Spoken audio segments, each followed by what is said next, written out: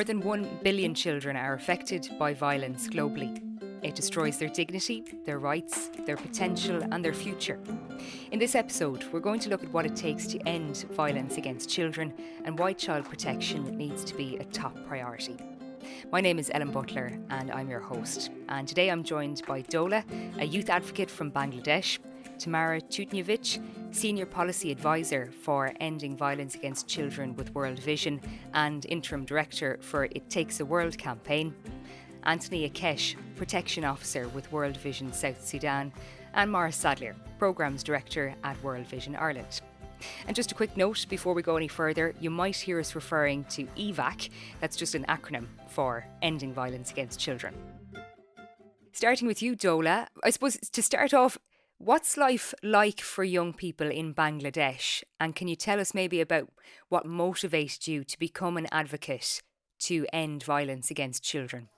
Okay, so thank you so much for this wonderful question. So basically, if I started from my own story, that why I have started my life as a social activist or as advocate on ending violence against children.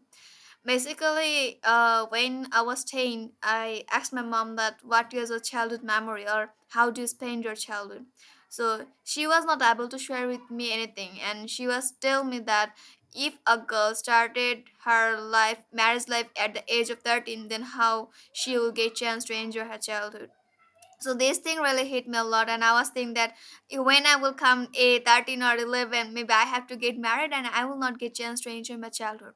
So this thing hit me a lot to work against of child marriage, which is also child violence. So that's why I have started working as a social advocate with child forum.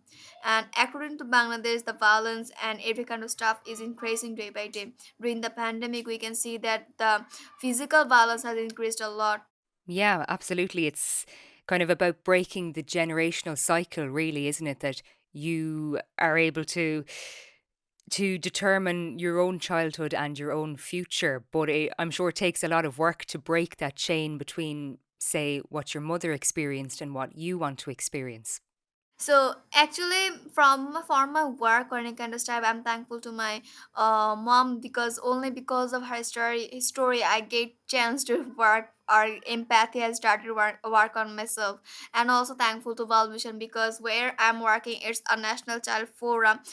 So it's a child lead organization where children are working for ending child violence or child for establishing child rights. So also thankful to child forum because they are having this platform, and that's why we're working to establishing child rights or stopping child violence. Okay, Dola, that's really interesting to hear about kind of life in Bangladesh. How important is it that young people's voices are heard? So why not is important. Young people are the part of the society.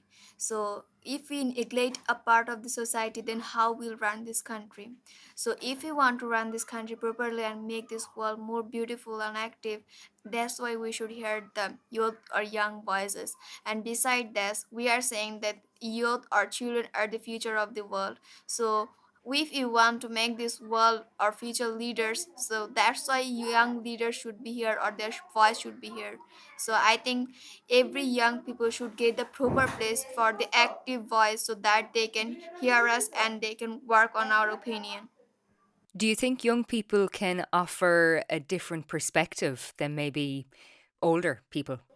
Obviously, like whenever a child come to the earth or come to the family, you can see that he or she takes all the attention. Every person becomes so much curious about the baby. So that's the power. If a baby can seek all the attention of a family, then he or she can seek all the attention of the world if she or he is a leader. You've got lots of energy.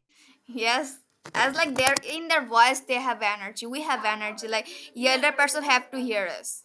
So tell me just a little bit more about the Child Forum, Dola. What are you achieving through that? So, as I have said, that National Child Forum basically a child lead organization where 1,30,000 children in Bangladesh working with us for make this world more beautiful.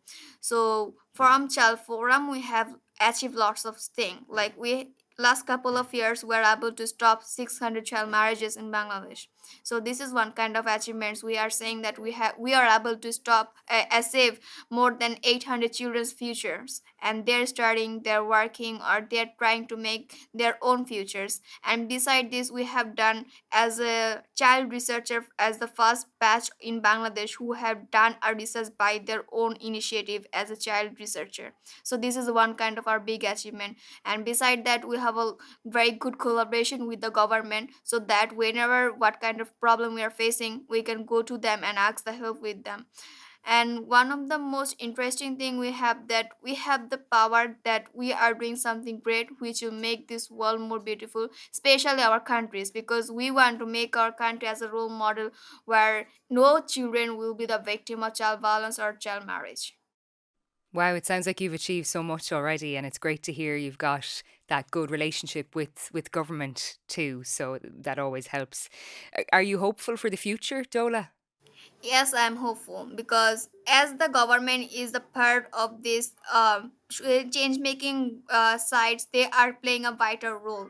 Because when government is supportive, you can make a change easily, because they are the policy makers, they are the change making leading in the change making sector. So if you have the good connection with the government or the policy makers, then we can change this world easily. So that's why I'm hopeful for the future, that what our generation will make this world more beautiful for the next generation, and I believe that one day we'll make it.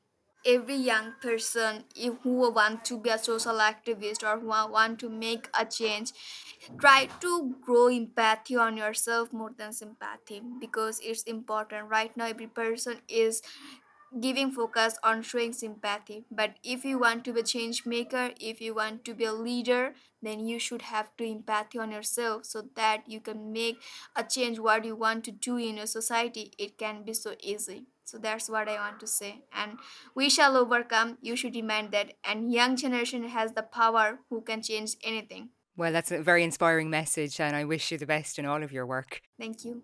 Tamara, you're EVAC director with World Vision. And I suppose in this series, we'd love to keep the emphasis on a sense of hope and on child protection rather than violence as such.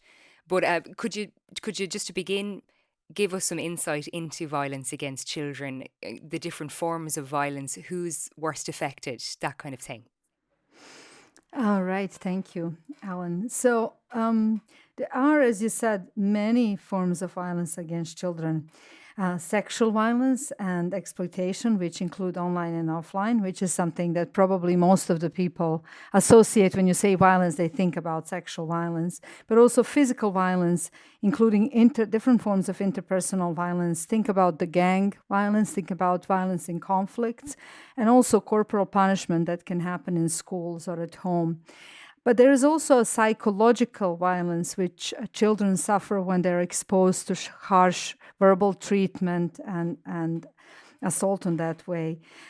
What is really interesting for violence is that in addition to these forms of violence, we consider child marriage, female genital mutilation, as well as child labor, which are harmful traditional practices, as forms of violence because of the impact that they have on kids and because of the ways and relationships through which they occur. I think what would be interesting to say is violence isn't a problem of a certain group of people. Violence is everybody's problem. It's a universal problem, as much as in Ireland, as much as in Serbia, where I'm from, or as much as in Senegal and other countries. And it does affect girls and boys differently because of their gender. Girls tend to be more affected by the forms of sexual violence and exploitation, but boys tend to be more affected by physical violence. I think in the past years, 2 years since COVID came, a lot of people started talking about online violence. That kind of became a really strong focus. And yes, a lot of violence happens online, but it happens also at homes, in communities, in schools, in institutions, in places where children are supposed to be safe. And there is not that much difference between online and offline violence. It's just a different setting in which it occurs. When we talk about protection from violence, we talk about all those things, all the measures and systems and services that exist there to prevent, report, and respond to any threat of violence or risk of violence that children may experience, or actual occurrence of violence. Okay, yeah, as you say, there are so many different forms, and throughout the series, we're going to be focusing, I suppose, on some in particular, violence against girls, like you mentioned, and child marriage and conflict, and even the impact of the climate and COVID.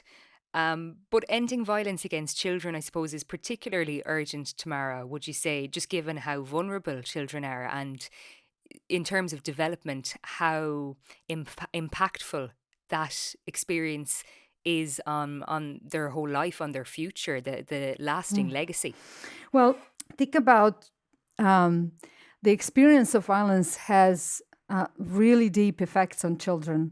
The psychological, cognitive effects can prevent children from learning and studying properly, which then impact on the way in which they learn at school, at the level of education they can raise, at the level of knowledge they can raise, and that they can gain. And that then translates further into the opportunities they may have in life for employment, for earning the income, etc. The health impact of violence is really significant. This is why violence is one of the public health issues that governments are trying to address.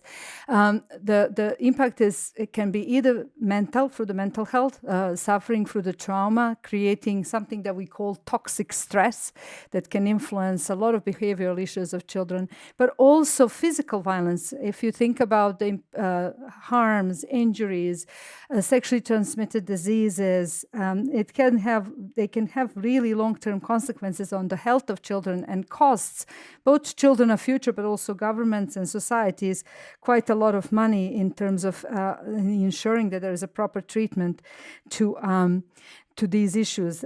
We are talking a lot in past 2 years with COVID about mental health, and violence almost always have really strong mental health impacts, such as depression, suicidal thoughts, which even if there are no physical scars of violence, can stay for a very long time with children. I want to say why we really need to urgently address it. People often think, okay, violence doesn't happen to so many kids, so it is a problem we need to address, but it is not so many children. You said more than 1 billion children at the beginning of the podcast have been affected by violence. If there are 2 billion children in the world, that's half of the world's children that is affected by violence. And that's what we know through statistics. A few years ago, we have run this survey, which was called Fearing Wrong, and we asked people, do they know someone or they have themselves suffered from violence? And they said 75% responded, yes, I know somebody or I have been a victim of violence. When I say this to my husband, for example, friends, everybody says to me, this is not true. This is a grossly understatement, because almost everybody has witnessed or experienced some form of violence. And the impact on children themselves is terrible. Every life is ruined when children specifically experience some of the worst forms of violence. But think about also societal impact, because if children are not able to thrive, if they are not able to get good jobs, have healthy families, then their communities suffer. We don't have that kind of communities that we can have. And violence is one of those issues that is transmitted through the generations. Look at the child marriage, for example. It is perpetrated through generations. I think Dola was mentioning child marriage.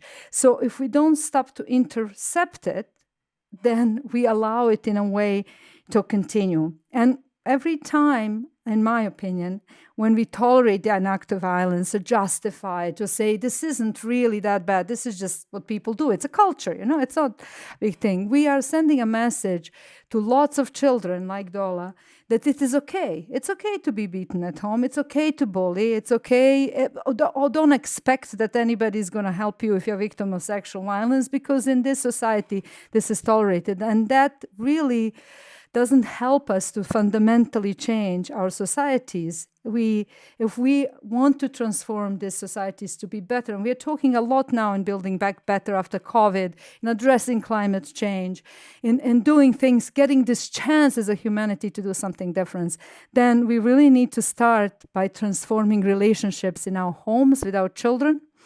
And a huge part of that transformation is ending violence against children, in our violence in childhood. Yeah, it's frightening to think of the prevalence of it. It is when you think of how many children and how many families are affected. And to be honest, I hadn't even thought of the societal impact, which is worth noting as well, and the generational impact. So what is it that World Vision is doing, I suppose, through your work, Tamara, as EVAC director and the It Takes a World campaign? What are you setting out to achieve? I suppose the ultimate goal is ending violence against children, but how are you planning to do that? So I currently lead our global campaign, Takes the World to End Violence Against Children, which is the advocacy campaign, but runs throughout all sides of our program. And it runs in over 87 countries right now. So it's global, not because we are trying to talk about issues at a global level, but because it covers so many countries and it's trying to end violence against children in every of these countries. We are focused on 4 areas of change that we want to see. And this is happening across all these different countries. We want to, first of all, to ignite global movement for change that is led by children and with children, when everybody can play their role to make violence and attitudes and norms and behaviors that condone it socially unacceptable. So we want to see the world in which nobody can tolerate violence. It's just something that we don't do. Secondly, we want to see that prevention and response to violence happens in every community, that every child everywhere has access to the right services, whether it is, for example, programs running in the schools that promote nonviolent behavior or help adolescents learn life skills to deal with the threats of adolescence or particularly sexual violence, or we talk about programs that are equipping parents to care for their children and parent them in a non-violent way, or we talk about the availability of mental health services. So we want these services not to be just available in big cities, but everywhere where children need them. We also believe that such services we know exist. So we don't accept the attitude that violence is forever, that nothing works to end it. That's not true. We know there are solutions, they are working, but they are not everywhere, so they need to be scaled up. And we know that there is very little money going into financing these solutions and financing end of violence. So one big goal of our campaign is to ensure that there are more investments in ending violence against children, and that they go into things that work to end violence against children. And I'll just give you one little data maybe for your listeners, maybe interesting, because we've done this. We looked at how much money goes to ending violence against children from overseas development aid, and it's less than 1% per year, which is 60 cents per child. Like, that's not even a price of one lollipop. So this is how small that investment is when it comes to donor investment in ending violence against children. So we want to change that. And finally, we know that many governments have made very strong commitments. In fact, in many places there are laws in place, but those laws are not either comprehensive, they are not implemented, there are no resources behind them. Violence is never a priority. No politician will run on a platform to end violence against children. So it's never there.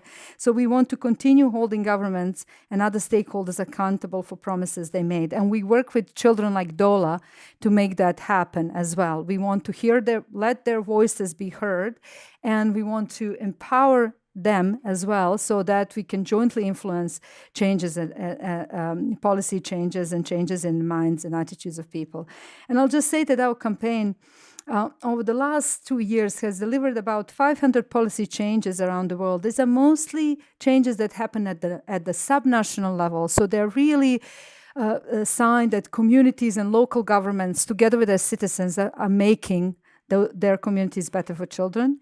And we had only last year about 500,000 people who took action in one way or another to say that they are not supporting violence against children. So these are some of the things that we are trying to change with this campaign. Yeah, it looks like you're really working on the ground with those affected, but also trying to actually achieve some systemic change, like you say, through policy. So the two of them are kind of working hand in hand. No mean feat, I'm sure, Tamara. But even I suppose people might be most familiar when you talk about international policy and law, that UN Convention on the Rights of the Child, which I think is was signed in 1989. Am I right in saying that? 1989. That's correct. Yeah.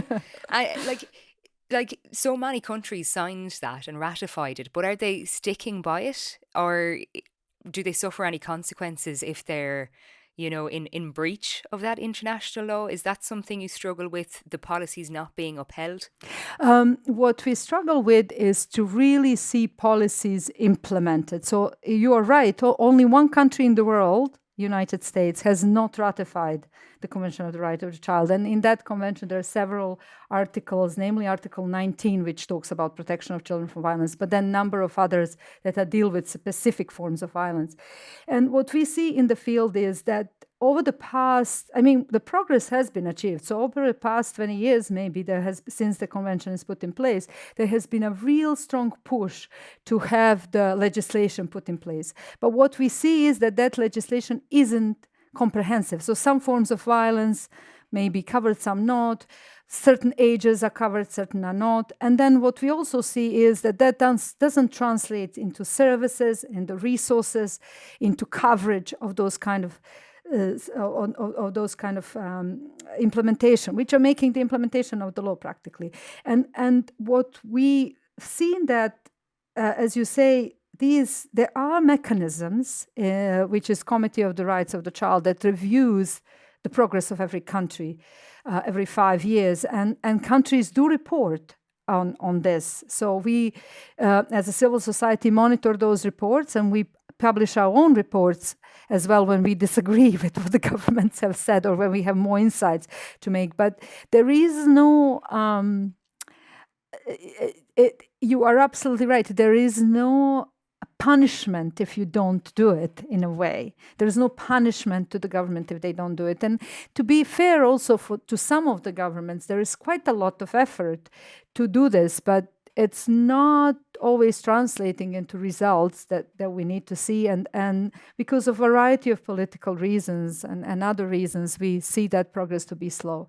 I'll just mention one more thing. When we reviewed 2 or 3 years ago with all the other child-focused agencies, the state of the children's rights, we've discovered that there are 2 child rights, areas of children's rights, where the progress has been slowest. And that's the protection from violence and child participation. So those are 2 areas because of such a strong aspect of cultural norms, attitudes, and values, and because they shape not just how individual person deals with the child, but also how the politicians, in a way, deal with this problem, how public deals with this problem. We've seen the less progress as well. We still don't have a public outcry. Do you hear that outcry out there? People saying, no, this is bad. It comes from time to time when something terrible happens, but is not sustained. So I think we all have a lot more to do to create that demand for change and to see the world that is very different than the one we are now in. Tamara, where can our listeners read those reports that you speak of? Is there somewhere we could access them? Yes, there are several. First of all, we have World Vision International It Takes a World campaign website. You can see there all the reports that we produced in the past 5 years of the campaign. Some of them are talking about real stuff that is happening in the field. Some of them are looking at the international aspects. So they're all there on our campaign website. You can see them there. But also you can check the... there are other organizations who publish similar reports. And most recently, there was a report published which was called, it's a WHO report looking at the status of prevalence and violence against children. And it's very telling. You can look into your country and see what progress that country is making. Okay. So to end on a note of hope, Tamara, it seems like a difficult task what you're doing. As you say, you've neither the public nor policymakers really on your side or really demanding action, but you seem quite confident that we can actually end violence against children. I do actually, because I'll be very personal in this, and if you want, you see, I have stopped the violence myself. It stopped with me because I am not using corporal punishment on my children. When I was a child, I grew up in different system, but I said no to it, and it's ended here. It ended with me. Dola's parents are also another heroes like this. They've said, we are not going to marry off our daughter as a child. They stopped the violence. So there's quite a lot. We often talk about big things and big numbers, but there's actually quite a lot of things that we as individuals have power to do. So if every single one of us says, this is it shall not pass beyond me. I will change. I will do what I can do. We can see a really big change in the world today and how children are experiencing the childhood and whether they're dealing with so much violence or not. That's such a powerful thought that it's literally in our hands. We decide, and it comes back, as you said in the beginning, to relationships really, and how we live our lives. So, Tamara, thank you so much for your insight. Thank you, Ellen. Anthony, you're a protection officer with World Vision in South Sudan. So I imagine you have a lot of experience on the ground, would you, of dealing with violence against children? Thank you, Ellen. Yes, World Vision South Sudan is partnering with World Vision Ireland with funding from Irish government. We are implementing a child protection integrated into education.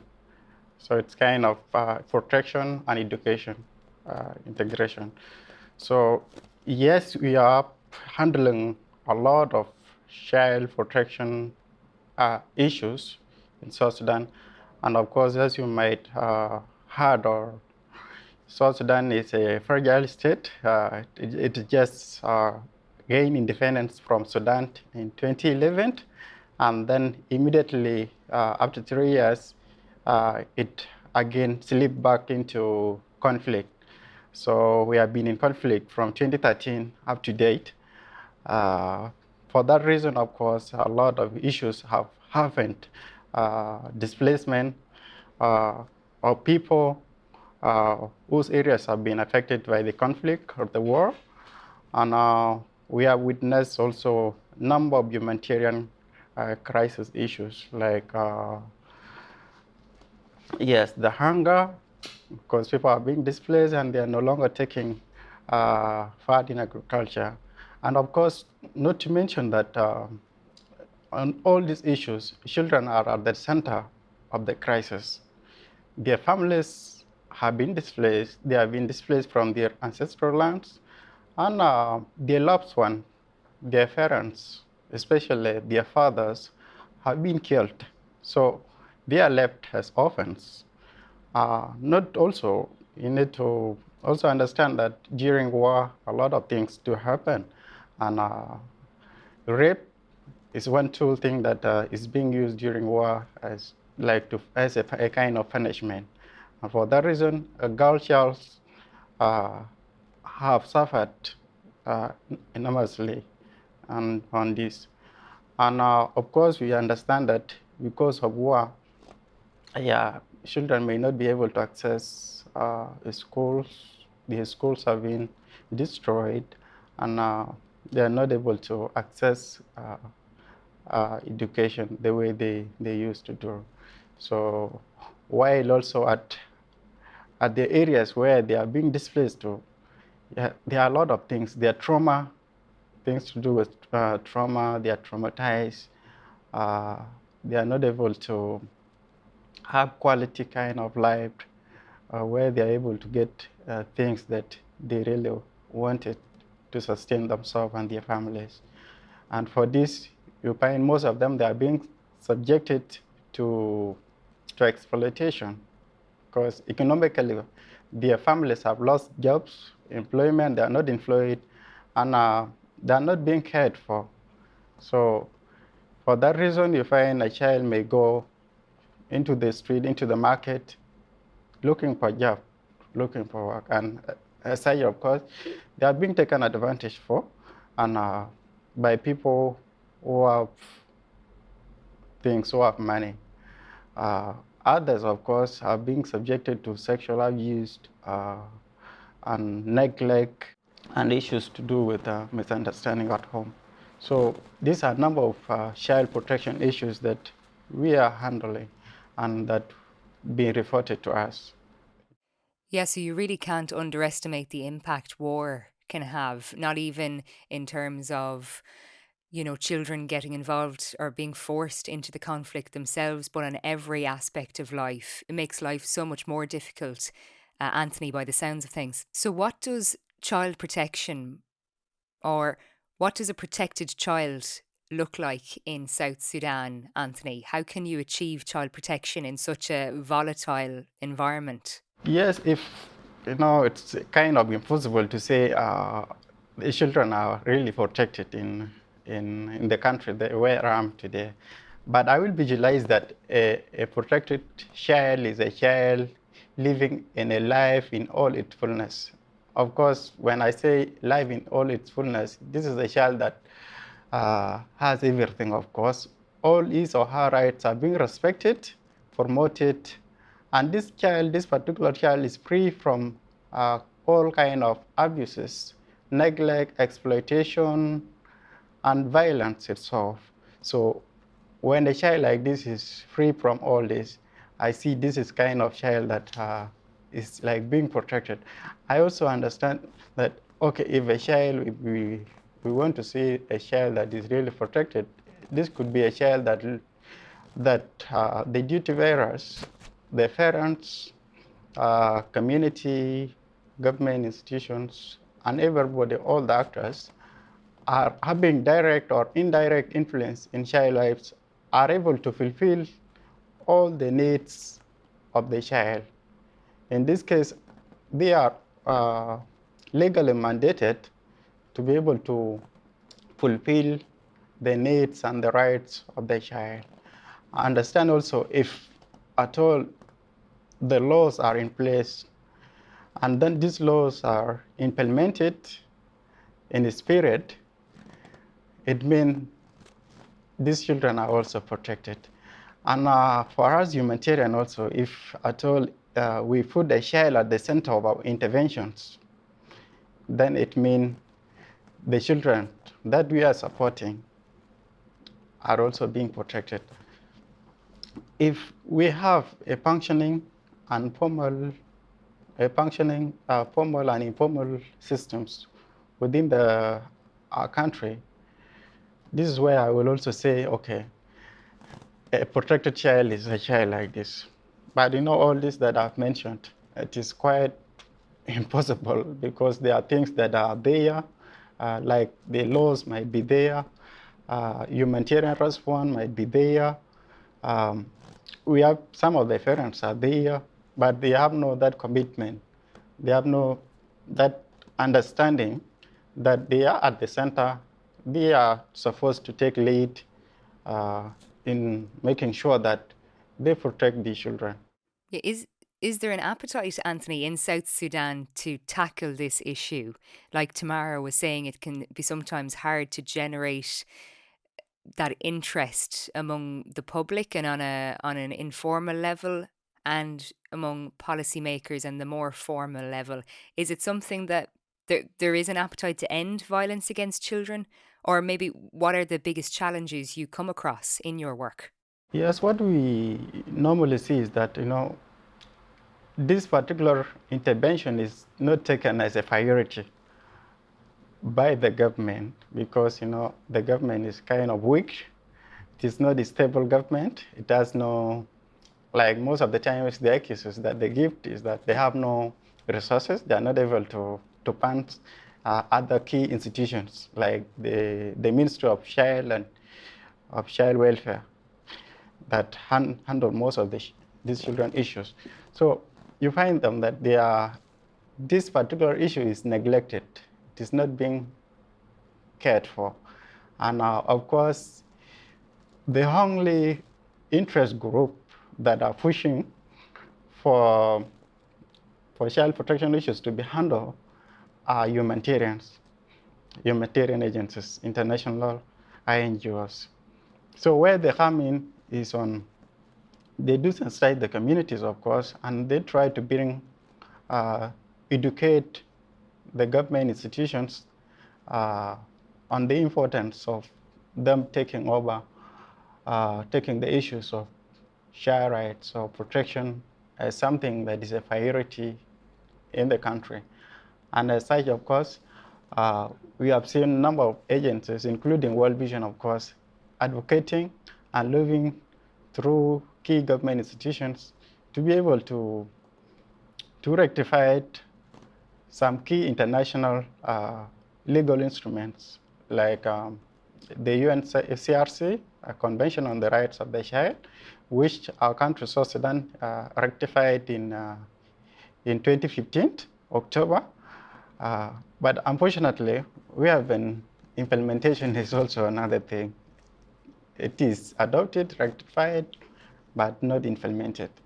So still you find humanitarian agencies like World Vision, they don't stop there. They continue sensitizing the communities and also sensitizing the key government institutions that this is something that needs to be taken over.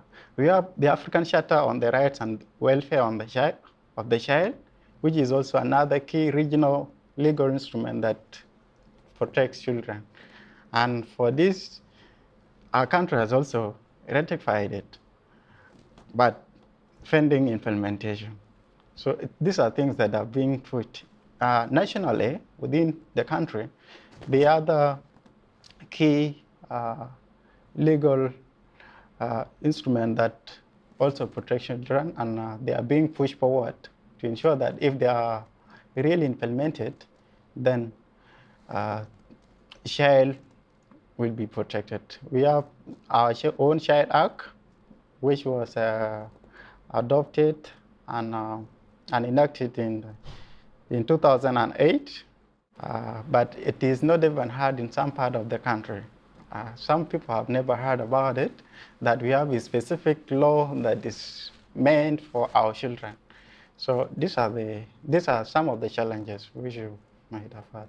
Yeah, exactly. It's great to have these policies and laws, but if they're not implemented on the ground, it's no good. And it's quite telling, that point you made about the weak government and a volatile environment. It's always the child who suffers, and it says a lot about where our priorities are, I suppose. But on a positive note, Anthony, what are some of the positive practices and approaches that seem to be working for you in achieving child protection in South Sudan? Yes, I think some of the positive things are like we are strengthening monitoring and reporting mechanisms on child protection issues. Whatever child rights violations that do happen, we have established networks that monitor and report. And so I think this is one thing positive thing that we are doing. Another thing that we are doing is that we are enhancing children's skills, knowledge, and participation. For instance, in this Irish Aid funded project that World Vision South Sudan is implementing, we have formed child rights clubs within schools, within our supported schools, and these child rights clubs are trained and oriented on how they should be able to advocate and also sensitize other children within the schools and the surrounding communities, just like how Dola was talking. So we are empowering them at least to be like children like Dola, to be able to take off this initiative, these issues for them, like on their own, so that they're able to speak for themselves. We understand not all children are shy. Some of them are brave, but when they are empowered, they are given a right skills, knowledge, they are able to participate fully in some of the issues that are facing them. And we are also promoting open dialogue. In this case, we are increasing efforts to make violence against children socially unacceptable within the communities. And this we do it through awareness raisings, through radio talk shows, of course, and for that, everybody is able to hear and to also understand that violating child rights comes with a consequence. Another thing that we are doing, of course, we understand most of these child protection violations happen uh, because of things to do with culture and customs, our own customs. Not all customs are good. There are others that have negative impacts on the lives of the children. So we also try to address those particular specific negative cultures and customs. For instance, here, child marriage is not considered like a kind of a right violation, a child right violation, because if a girl child has had her first menstruation period, she is considered as an adult, and of course, she will be married off if she's, and this is a culture promoting that. So this is something that we try at least to sensitize the community, to educate them that that this is something that is unacceptable. I think we are doing some positive things also on advocacy, especially on legislation and enforcement of the laws, because I emphasized before on challenges that there are issues with the laws are there, but they are not being implemented. So here, it doesn't mean there is still much effort or work that is expected from us. If the laws are there, we need to still continue pushing. Yes, we understand that there is divergence between statutory and informal laws in our country, but these are things that we are pushing at least these laws to be harmonized, at least so that informal law, these traditional courts or laws cannot again continue supporting like child marriage issues that they consider to be like culturally acceptable. So they have to understand that statutory laws are superior, they are above traditional laws. So this is one thing that we do, and we do it through training of chiefs. Yeah, it's really interesting to hear what you're doing there, Anthony. And it sounds like you are making progress, which is great to hear. But again, I suppose it comes back to the fact that we all have a part to play, and between implementing, policy and legislation and making violence against children socially acceptable, that one day we will get there and we will bring an end to violence against children. So, turning to Maurice, who is Programmes Director with World Vision Ireland. Maurice, can you just tell us a bit more about what World Vision Ireland, through Irish Aid, does to end violence against children? Thanks very much, Ellen. And I think, as other colleagues were saying earlier on, we really see violence against children interacting with every single thing we try to do as World Vision Ireland. It goes across all our programmes. We see it really is an issue that interacts with everything we want to achieve. And violence against children is something that we try to address across all our programmes, whether that is from our area programmes where we're looking at birth registration, bringing children into school, parenting, support for members of the community, or be it in the programmes that Anthony explained in South Sudan, which we're also doing in Syria and Somalia and Sudan, looking around the huge protection issues for young boys and girls in these very chronic crises where we have people and children who are displaced for many numbers of years, who are out of their homes for a long time, who are in informal settlements where there's very close living quarters where people really are at risk, and young girls especially are at risk. So we look through a protection lens for all our work. It's also education work. It's ensuring that young girls get to school and get to stay in school. And we see that the last time I was down with Anthony in South Sudan, we went through one of the main schools of about 800 children, and each class we went through, you could actually see the number of girls reducing in each class as we went up along.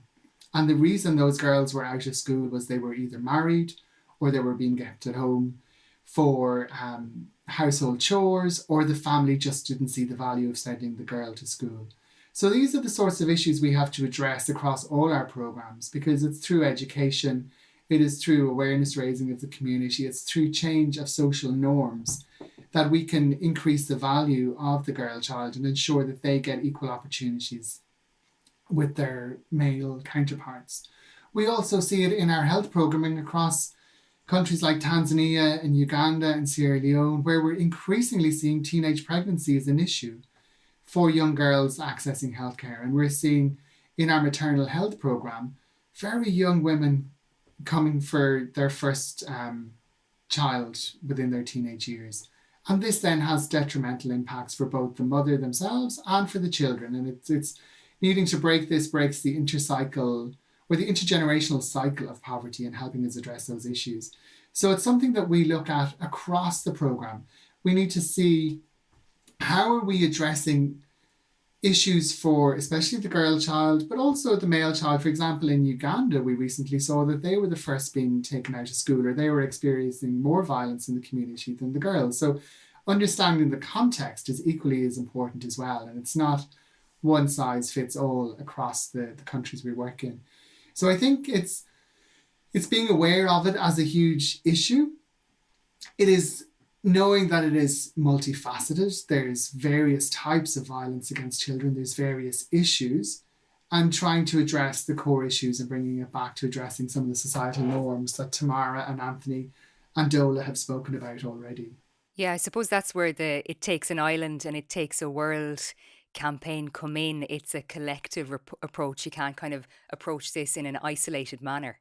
No, you're exactly right, Ellen. And it's the fact that we here in Ireland have a role to play. We're all very proud of the fact that we, as Irish people, contribute to our overseas development aid that the Irish government disperses on our behalf. And through that, we are kind of contributing to ending violence against children. But there's also issues that happen here. There's raising awareness of the issue around violence against children. There is policy changes that can be taken. There is the Universal Declaration of Human Rights, and there's the Convention on the Rights of the Child. These are all international norms that countries have signed up to that need to be implemented. So it's by awareness of everyone here on this island around these issues, and sort of being proud of the work we support as Irish citizens through our NGOs and through the UN system that is addressing these issues as well. We're delighted that we've recently got a new project. It's just coming on board now, in Lesotho. So working with World Vision in Lesotho, funded by the European Union, a new project called CVAVAC. So it's Community Voice and Action for Violence Against Children. So it is similar to the project you're involved in, Ellen, using that CVA model for young people in Lesotho to hold local authorities to account for ending violence against children.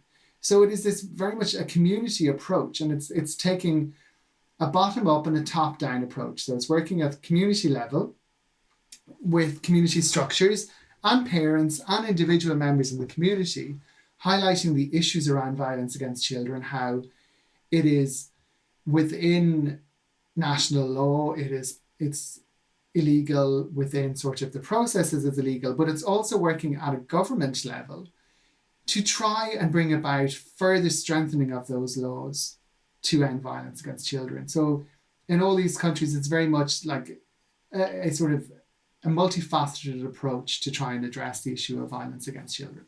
Yeah, I might just ask you finally, Maurice, do you feel like you're making progress?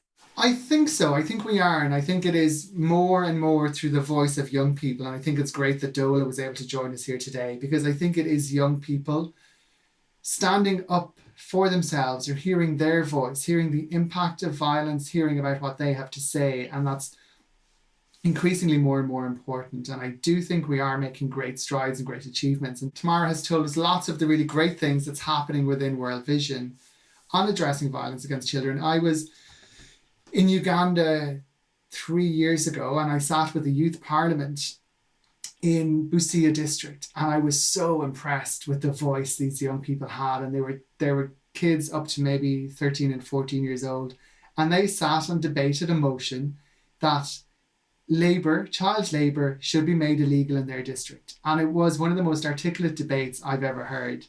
Certainly better than some of the parliamentarians you would hear debating issues. And they then passed a resolution that went on to the local council, asking them to take action on child labour. So I do think we are seeing progress. I think people are very much more aware of the challenge and the issue. And I think that it is pervasive as an issue, but also that there is things we can do, and there's little actions that we can all take to address this issue. Absolutely. That's very inspiring to hear, Maurice. This podcast has been brought to you by World Vision with the support of Irish Aid.